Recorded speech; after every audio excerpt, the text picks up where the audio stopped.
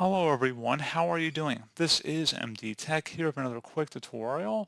In today's tutorial, I'm going to show you guys how to resolve the Windows Sandbox error code 0x80070057 when the Windows Sandbox failed to start. The parameter is incorrect. Would you like to submit feedback about this issue? So this should hopefully be a pretty straightforward process here, guys, and without further ado, let's go ahead and jump straight into it. So we're going to start off by opening up the search menu. Type in Windows Features, best match, should come back with turn Windows Features on or off. Go ahead and open that up.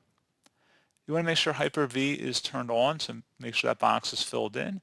And then you also want to make sure virtualization is enabled in your system BIOS, as well as if you scroll down, make sure Windows Sandbox is turned on here. So if you're noticing this is grayed out, it might say Windows Sandbox cannot be installed.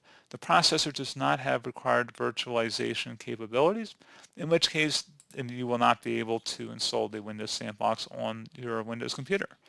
Alternatively, you may have encryption software on your device.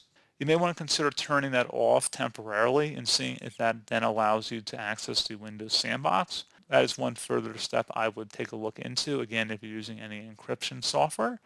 And that's pretty much it. So, as always, thank you guys for watching this brief tutorial. I do hope I was able to help you out, and I do look forward to catching you all in the next tutorial. Goodbye.